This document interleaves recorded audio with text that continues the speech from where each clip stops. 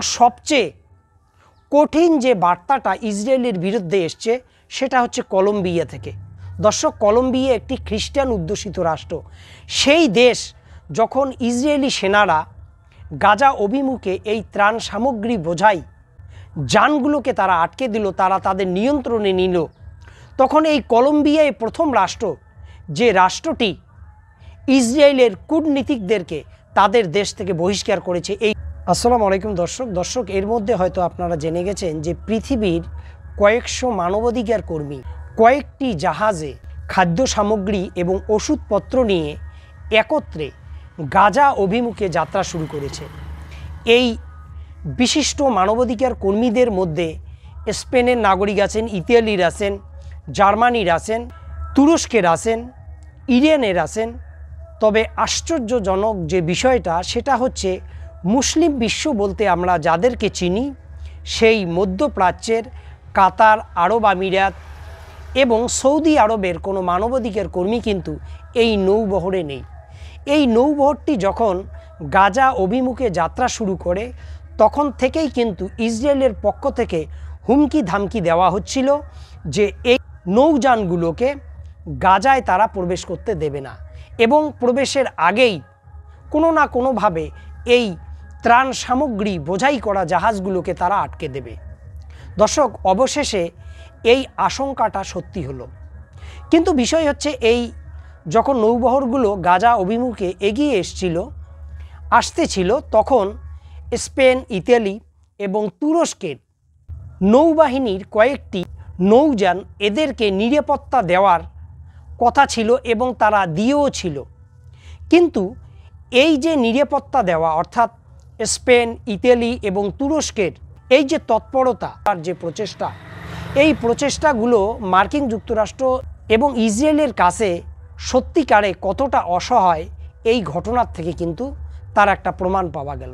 দর্শক, এর মধ্যে এটাও আপনারা জেনে গেছেন যে গাজায় পৌঁছার আগেই কয়েকটি ত্রাণ সামগ্রী বোঝাই যানকে ইসরায়েলের আইডিএফ সদস্যরা তাদের নিয়ন্ত্রণে নিয়েছে এবং শোনা যাচ্ছে যে প্রায় 2 শতাধিক মানবাধিকার কর্মীকে তারা বন্দী করেছে এবং আরও কয়েকটি ত্রাণ বোঝাই করা জাহাজ গাজা অভিমুখে যাচ্ছে এবং তাদের কপালে আসলে কি ঘটবে এটা এখনই বলা যাচ্ছে না।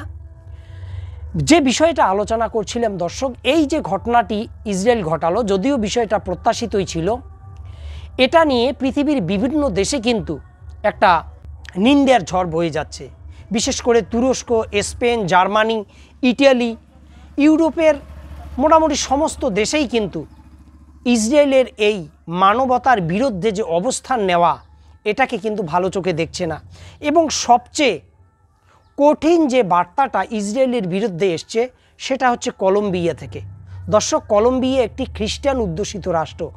সেই দেশ যখন ইসরায়েলি সেনারা গাজা অভিমুখে এই ত্রাণ সামগ্রী বোঝাই যানগুলোকে তারা আটকে দিল, তারা তাদের নিয়ন্ত্রণে নিল, তখন এই কলম্বিয়ায় প্রথম রাষ্ট্র যে রাষ্ট্রটি ইসরায়েলের কূটনীতিকদেরকে তাদের দেশ থেকে বহিষ্কার করেছে এই ঘটনার কারণে। যখন এই ঘটনা কলম্বিয়ার মতো দেশ ঘটাচ্ছে তখন কার্যত মুসলিম বিশ্বের মধ্যপ্রাচ্যের এই দেশগুলো চুরি পড়ে আসে এবং এখনও পর্যন্ত মধ্যপ্রাচ্যের কোনো দেশ থেকে এটার বিরুদ্ধে টু শব্দ কিন্তু শোনা যায়নি। দর্শক, এই যে কয়েকদিন আগে সৌদি আরব এবং পাকিস্তানের মধ্যে সামরিক চুক্তি হলো, দর্শক আপনারা কি মনে করেন যে এটা ইসরায়েল বা আমেরিকাকে ঠেকানোর জন্য এই চুক্তিটা হয়েছে?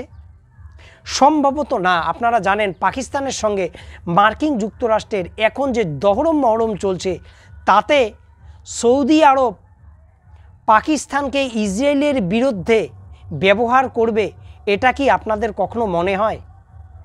বরং আজকে যে কাতার কয়েকদিন আগে ইসরায়েল সেখানে আক্রমণ করলো, সেই কাতারকে নাকি মার্কিন যুক্তরাষ্ট্র নিশ্চয়তা দিয়েছে যে এরপরে কাতারে যদি কেউ আক্রমণ করে সেটাকে প্রতিহত মার্কিন যুক্তরাষ্ট্র করবে এবং কাতারের উপর আক্রমণটাকে মার্কিন যুক্তরাষ্ট্র নিজের দেশের উপর আক্রমণ মনে করবে। যে আল জাজিরা গাজার সমস্ত ইসরায়েলি অপকর্মের চিত্র ধারণ করত এবং যত পৃথিবীতে গণমাধ্যম আছে তার মধ্যে এই আল জাজিরা সবচেয়ে ক্ষতিগ্রস্ত হয়েছে এই খবর সম্প্রচার করতে গিয়ে। অথচ যখন ত্রাণ সামগ্রী নিয়ে জাহাজগুলো গাজার দিকে রওনা দিল এবং গাজায় প্রবেশের মুখে আসলো, যখন ইসরায়েলি বাহিনী তাদেরকে অপহরণ করলো, তাদেরকে বন্দুকের মুখে তাদের নিয়ন্ত্রিত জায়গায় নিয়ে গেল, গাজায় ঢুকতে বাধা দিল, তখন এই আল জাজিরাকে কিন্তু সেই অর্থে খুঁজে পাওয়া গেল না। শোনা যাচ্ছে আল জাজিরাকে কাতার নিয়ন্ত্রণ করছে এবং সেখানে হুমকি ধামকি দিচ্ছে মার্কিন যুক্তরাষ্ট্র। তো দর্শক, আসলে মুসলিম বিশ্বের যারা বর্তমানে মধ্যপ্রাচ্যে যারা নেতৃত্ব দিচ্ছেন, এরা মূলত হচ্ছে মার্কিন যুক্তরাষ্ট্র এবং ইসরায়েলের মদতপুষ্ট। আজকে কাতারকে যে নিশ্চয়তা দেওয়া হলো যে কাতারের উপর কোনো দেশ যদি আক্রমণ করে তাহলে মার্কিন যুক্তরাষ্ট্র কাতারের হয়ে সেখানে প্রতিরোধ তৈরি করবে, কিন্তু যদি এই কাতারে মার্কিন যুক্তরাষ্ট্রের ঘনিষ্ঠ বন্ধু এবং একমাত্র ঘনিষ্ঠ বন্ধু ইসরায়েল যদি কাতারকে আক্রমণ করে, খোদ মার্কিন যুক্তরাষ্ট্র যদি কাতারকে আক্রমণ করে, তাহলে কাতারকে বাঁচাবে কে? আসলে মার্কিন যুক্তরাষ্ট্র তার নিজের স্বার্থে এবং ইসরায়েলের স্বার্থে যা ইচ্ছে তাই করতে পারে, এখানে কারো কিছু করার থাকবে না।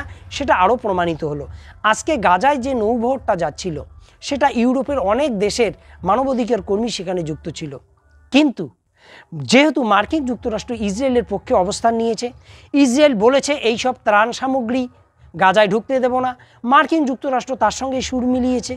এবং আপনারা জানেন স্পেন ইতালির প্রথম দিকে যে তৎপরতাটা ছিল, এখন কিন্তু সেই তৎপরতাটা অনেকখানি কমে গেছে এবং তারা তাদের যে নৌযানগুলো তাদেরকে ফিরিয়ে নেওয়ার নাকি কথাও তারা বলেছে, তাদের যে মানবাধিকার কর্মীরা গাজা অভিমুখে এসেছিল।